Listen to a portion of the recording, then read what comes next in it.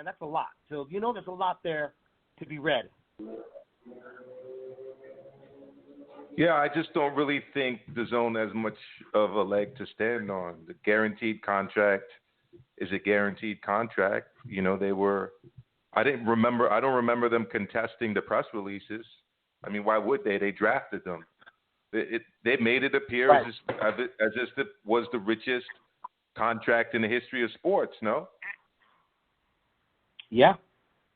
You're absolutely right. So, yeah. Well, now you got to pay up. And if you don't want to pay up, the courts will make you pay up. I don't quite understand how Golden Boy is involved in all of this, but maybe Canelo just wants to get out of his Golden Boy contract too. Well, I think because Golden Boy, he represented Canelo. They did negotiations for Canelo, and Canelo signed to Golden Boy. So there's it's a third-party deal. We should have asked Kurt about that. Maybe I'll text him and then I'll get back to him. I think from what I've read, he's saying that they didn't, that they kind of validated a fiduciary responsibility to protect his interests, and I guess were out to look out for their own interests, and that they weren't acting on his behalf in good faith. I don't know. Maybe he doesn't think they deserve the $5 million out of every $40 million. Well, I know that his complaint before was some backdoor stuff. That Golden Boy had negotiations with Dazn. If you remember that a while back, he had really kind of showed his anger towards Golden Boy of making some backdoor deal. So, like I said, there's a lot of stuff. There's a lot of stuff to there, and we'll see, man. We'll see. Nopal's saying the milk cart sounded very logical, but watch Dazn file bankruptcy in the U.S. and not pay Canelo anything. I don't know if they'll do that. I think what's gonna happen is they're gonna settle something pretty hefty with Canelo, and then get a result. Because like I said, I think what it was is they woke up after the honeymoon and they were just like, you know what, this marriage is not gonna work. There's just too much involved in the U.S. and I remember this. But you know why I think that makes sense though? I'll say it after you finish. Go ahead, David. Well, I was going to say was, you remember when this was going on with Dazn, when Eddie Hearn came out and said, I got $1 billion, blah, blah, blah. And I remember our conversation over the air was, or maybe we didn't talk about this, because I know I've spoken to a few folks in the boxing industry, was like, Eddie's going to find out how much, a little bit more difficult it is to convince fighters in the U.S. to move, a certain way that he wants them to do. And I think that's what Dazn is finding out. It's not as easy as, everybody thinks. Because, how many people have came into the sport of boxing and felt that they were going to make a change. They were going to do something big in the sport. You got like 50 Cent, Jay-Z. I mean, even Dana White has talked about, I'm going to come to boxing and be a promoter. And it's not exactly what everybody believes it's going to be, And I think Dazn is finding out it's not that easy to be a major player. Who's the participant that said that they're going to declare bankruptcy? Who said that? No, Paul said that about the bankruptcy in the chat room. Okay, I agree with him 100%, and I'll tell you why. There you go. Go ahead. Dazn has been set up in the U.S. as its own independent company, so it's actually separate from the Dazn that exists in the U.S. and the Dazn in the U.K., the Dazn in Canada. So it's actually officially, the name of the business is Dazn US LLC. LLC stands for Limited Liability Corporation. So all debts are owed by Dazn US LLC. All contracts are, Dazn US LLC. The other Dazn isn't responsible for any of this. They can just fold up shop and declare bankruptcy. And more than Canelo getting paid, I'm actually more concerned about the people that have spent their hard-earned money on $100 for this. So again, cancel your subs, get your money back, as soon as possible, because once they do declare bankruptcy, you're not going to be seeing that money again. The Zone UK will live on. The Zone Canada will live on. The Zone Germany will live on. The Zone Japan will live on, et cetera, et cetera. But the Zone US LLC will not live on. And I'll tell you why I say that. Go to their schedule. Go to their homepage. What exactly do they have listed there? Nothing. They've got cricket, and they've got Bellator, and they've got Ak and Barak. If that makes you confident about keeping your subscription, I've got a bridge in New York to sell you right here. Get out of here. It's not that new. Does it got lights? it's a bridge. The nearest bridge to me is actually called the McCombs Dam Bridge. It links Harlem with the South Bronx, where I live. I live in the South Bronx. So yeah, I mean, do yourselves a favor, cancel. Unless you want to be watching cricket, Ak and Barak, and Bellator, it's time for you to close up shop with the Zone before they close up shop. Yeah. Again, really quick, the Skype on Blog Talk for some reason just went mute, so I had to do it on my phone. That's why you're not hearing it clear on YouTube. I will upload the audio back onto YouTube so you can hear it clear. And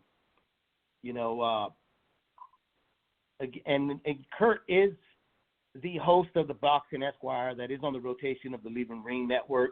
We're not going to take calls because we want to save a lot for Monday's show. We just wanted to do this one here with Kurt, have him on, and just get his take about what is going on between Canelo and Golden Boy and DAZN.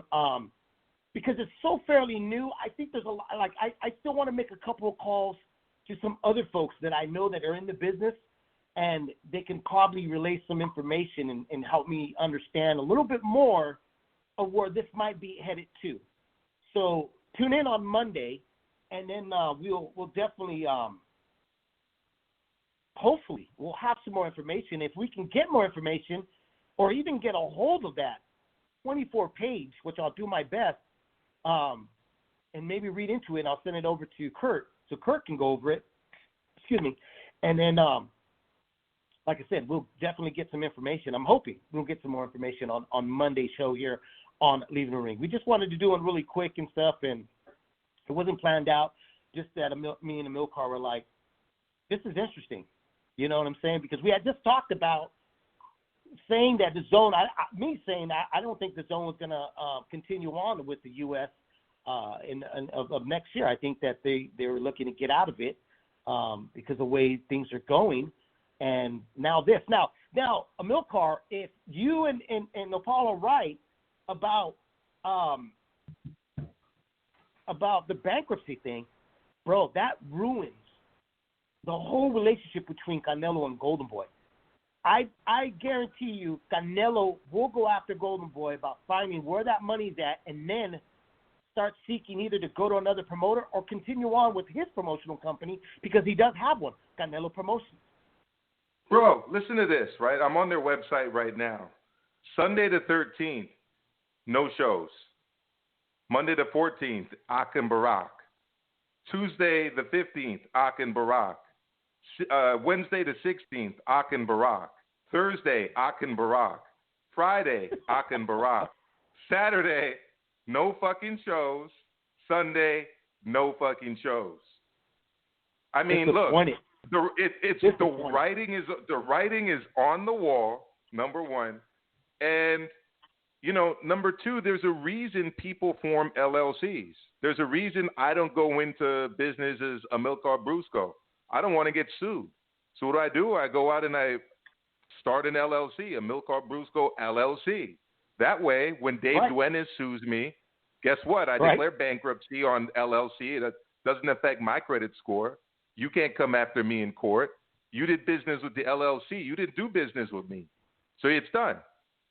I mean, that's why they did it. It's all they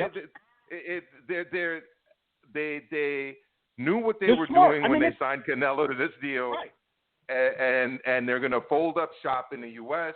they've got nothing scheduled for next week. Nothing.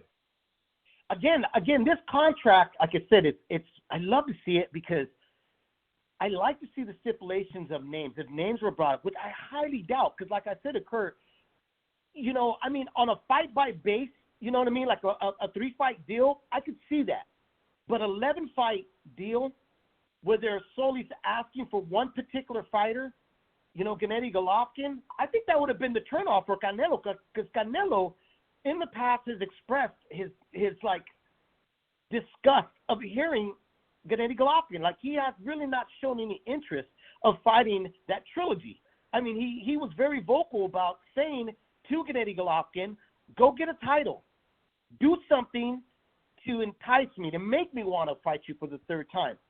So like I said, this contract's got a lot there that we're not able to really talk about and have a better point of view of what's going on between the three individuals. It's there's a lot, man, and I don't want to say I'm excited. I'm disappointed because I was rooting for Dazn. I mean, you guys know how I was excited about it. A lot of boxing. A lot of stuff was going on. The calendar was looking good. I mean, it looked great in 2018, 2019. But then the Corona thing hit. And I go back again. As smart as they are doing the LLC, they just didn't seem to have a great team here in the U.S. to figure out what they were going to fill up their schedule with. That Barack and all that, I mean, híjole.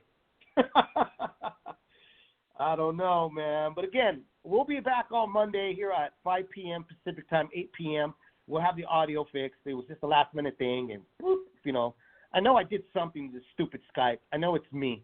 Could the participants hear me on YouTube at all, or no? Yeah, they can hear you, but the sound is not high quality like in Blog Talk. Oh, because you got the phone beside the mic, right? You got it. All right, I'll just tell everybody to listen to the podcast through all their podcast platforms, and we'll get it right on your end on Monday, right? I'll get it right on Monday, but I'll get the audio up, replace the audio on YouTube up, and put it on here. I've done that before, so we'll figure it all out. We'll get that done and replaced so that everybody can hear what Kurt had to break down and say. And like you said, Kurt said, I don't have it in front of me. So I can only give you my experience of what's probably on there.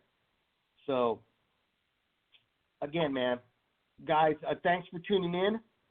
And right now, if you guys are still feeling for some boxing talk, go ahead over to Hispanics Causing Panic with D-Style and G-Funk. They got a AR Rugged Man with them, and they're talking about this.